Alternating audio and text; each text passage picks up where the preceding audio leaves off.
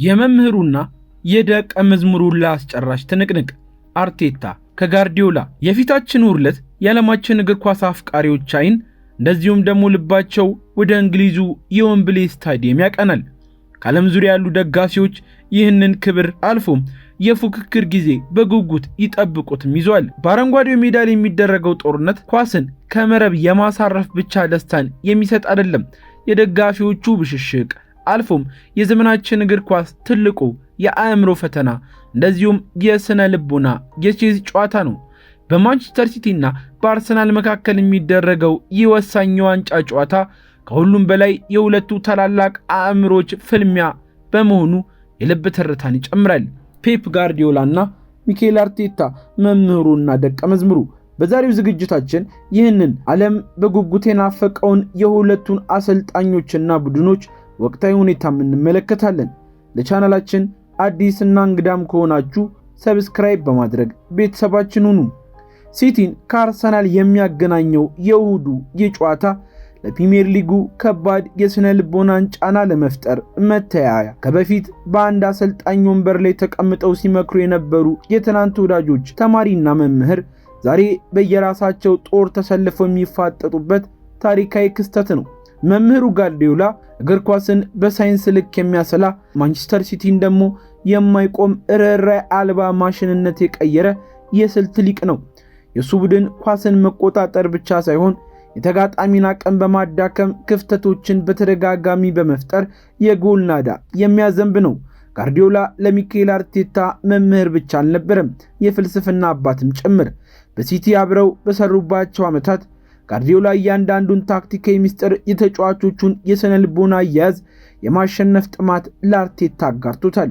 ዛሬ ግን ያሳደገው ልጅ የራሱ ትልቁ ስጋት ሆኖ መጥቷል። መምህሩ የፈጠረው ሌላኛው ተተኪ ደቀ መዝሙሩ በገነባው የብረት ግንብ ሊፈተንም ተዘጋጅቷል። ሚኬል አርቴታ አርሰናልን ሲረከብ ቡድኑ ማንነቱን ያጣ ከመሪዎቹ ተርታ የወጣም ነበር። አርቴታ ግን ከጋርዲዮላ የቀሰመውን ትምህርት ከራሱ ራዕይ ጋር በማዋሃድ በአጭር ጊዜ ውስጥ አርሰናልን ወደ ቀድሞ ክብሩ መለሰው።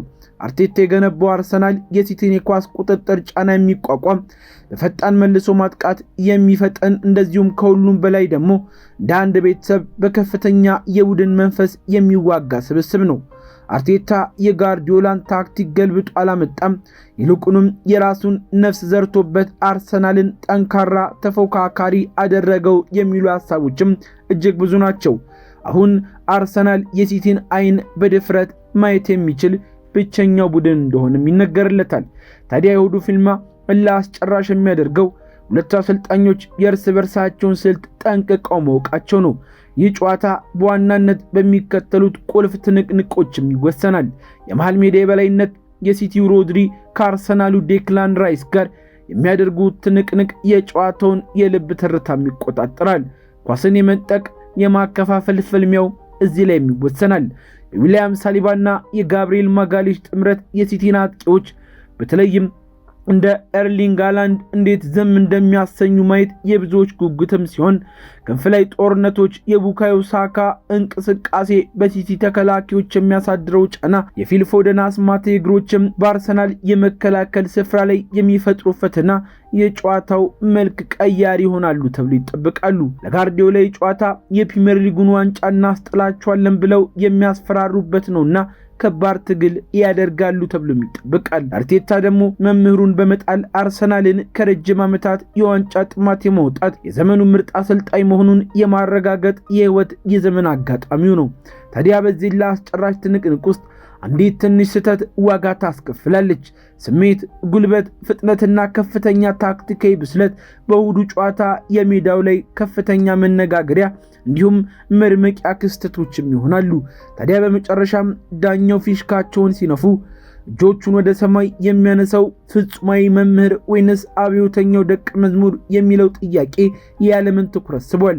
እኛም በጉጉት የምንጠብቀው ጉዳይ ሲሆን በድጋሚ ለቻናላችን አዲስና እንግዳ ከሆናችሁ ሰብስክራይብ በማድረግ ቤተሰባችን እንድትሆኑ ጋበዝናችሁ።